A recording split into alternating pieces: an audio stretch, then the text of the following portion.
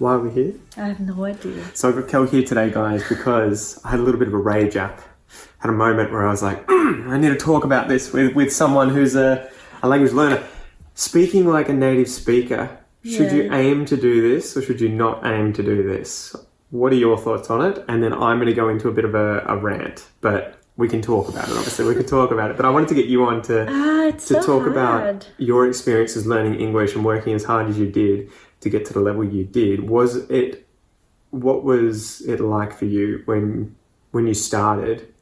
Were you aiming to sound like a native speaker? Yes. You want to talk about that? I was definitely trying to sound like a native speaker.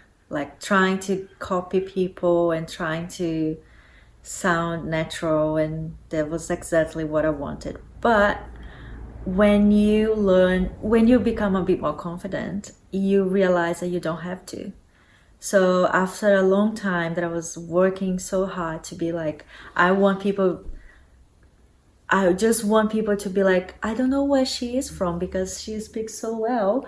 But then when you get to this point, you're like, it doesn't really matter if I sound like a native speaker because everyone can understand me. And if anything, it's awesome to have an accent. It is awesome to, sometimes you make a mistake and people, see that you still learning and you get talking, and it's just, it doesn't really matter. At least for me, it didn't really matter.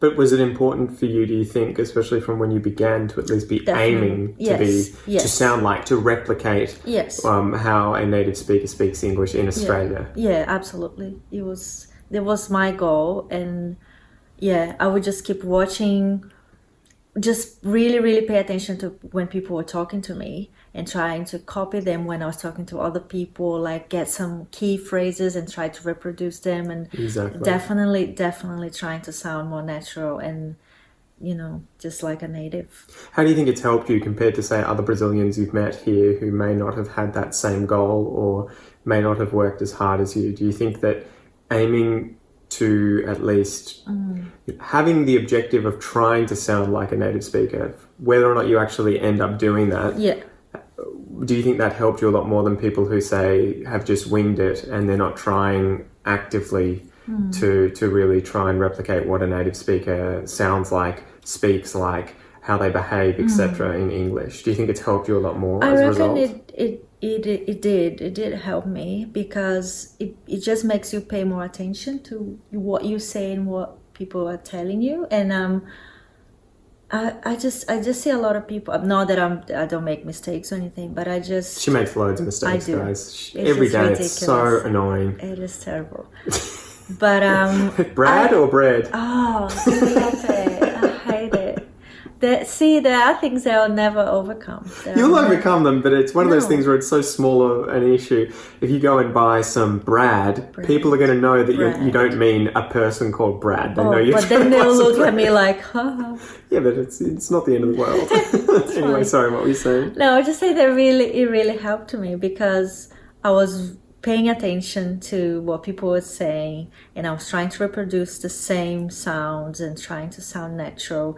And I think paying attention is it's a very, very important thing because it's a skill you have to develop. Yeah, you have to be conscious about, okay, I'm going out tonight, I'll have a group of friends with me and they are Australians or whatever, English native speakers, and I'll be paying attention to phrases they say, to way they explain things, and I do make a lot of mistakes, but there are key phrases that really help you to sound more natural. Exactly. Things like far out, or just things that if you include exclamations, what the hell? Exactly. So people will be like, she makes mistakes, but she knows, she gets it, she gets the conversation, she gets the humor, and it's just it helps. Well, I think there's so many different layers to it, right? So I recently read a post about, someone effectively saying, don't ever try and be a native speaker. Don't, there's so much variation in the way that native speakers speak anyway, that it's pointless. You're always going to have an accent, blah, blah, blah.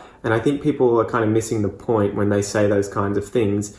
And on top of that, I think it's giving themselves permission to fail before they've even tried. That's the thing that I guess frustrates me the most.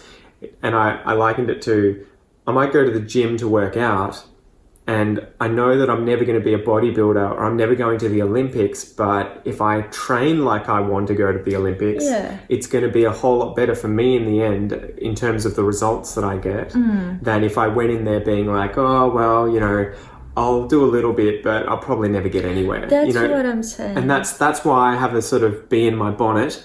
I have a bone to pick with people who are constantly saying, don't try and be a native speaker.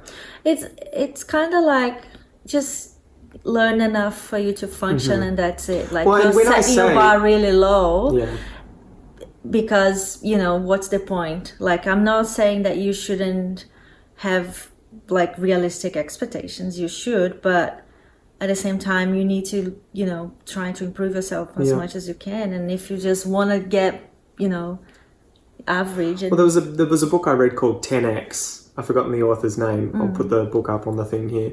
And I remember him saying, you know, whatever you want to do, aim to achieve 10 times that amount. And he's like, you're probably not going to get it. You're probably not going to get anywhere near 10 times the amount. But you're going to get a hell of a lot more than if you just aim for the 1 times or the, you know, whatever it was to begin with. So, for instance, you know, if I start a business and I want to make a lot of money, if I aim to make, you know, $10,000 a month, that might be achievable. It might be okay. But if I aim to make $100,000 a month, I'm probably not going to make it, but I might smash 10,000 as a result. Whereas if I only aim for 10,000, I'll get there and I'll be like, okay, well, that's it. I'm happy, done. And yeah, true. So it's all about attitude, and that's the thing that annoys me. Yes, you're never going to sound like the number of people who are going to come to Australia as a foreigner, as an adult, learn English and literally learn it to such a degree that they sound like they were born here, raised here as a child, is probably 1 in a million. Yeah. It can happen. There are some people that I've met, but yeah, it's so rare. But that's not the point. Like when I encourage you guys to replicate native speakers, to copy them, to try and be like them, I'm not saying it with, you know, it's a zero-sum game, right? Of if you don't end up sounding like a native speaker 100%, you've failed. No, that's not the attitude. No. And you still want people to be themselves, right? Yeah. But I guess what you're trying to say, people need a challenge. Well, on top of that, the aim is to be as close to a native speaker as possible, but really the aim is to be as easily understood as possible by others, right? And so obviously the most easy people to understand for me when speaking to them in everyday life are other native speakers, because they speak exactly as I speak, more or less. And so if you guys at least aim for that, it's not that I need you to sound like an Australian 100%, but the closer you get to that, the easier our communication is going to be. And so that's why it pisses me off when I hear people saying, don't bother, you're always going to have an accent, don't try and sound like an Australian, don't try and, you know, replicate the speech, don't try and use expressions like them because they'll always know you're not an Australian. That's not the point. We don't need to get tricked into thinking you're an Australian. We want to, as easily as possible, understand you. And I'm sure your goal is to be as understood as easily as possible. Yeah, definitely. I agree in that language. So that's why I got sort of annoyed with that. Noah's waking up in the background. That's why I get annoyed with people having that kind of attitude. One, because I think it gives them permission to not work as hard. Yeah. And it sort of helps them feel like they've defeated themselves before they've even begun. Yeah. And ultimately too, I think they're not seeing the forest for the trees, right? They think it's all about accent for one, which it's not. It's about expressions, usage of slang, the collocations that we use, the language, the patterns we use, the grammar we use.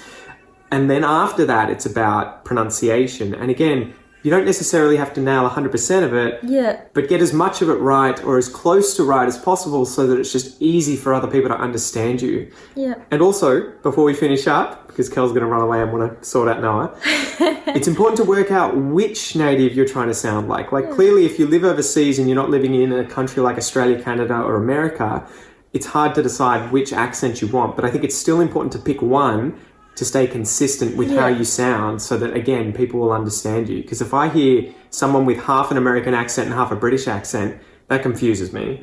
Whereas if I hear a British accent, American accent, New Zealand accent, and it's sort of pure, it's much more easier for me to understand. So obviously if you're from overseas, you have to sort of pick it and work it out. But if you're living in that country, clearly You want to blend in. you want to blend in, and you just want to be as understood as possible, as easily understood as possible. So obviously I think your goal should be to try and sound like a native speaker for sure. Whether or not it ever happens is a different thing, It's but you not just the have point. to, you just have to think about it ultimately. Like, and that's my goal in Portuguese. I know I'm never going to sound like I was born in São Luís, but I want to speak like people from São Luís do in terms of accent, expressions and slang, as well as speak a dialect that other Brazilians will really understand, and so it'll jive with them. Anyway, that's my rant.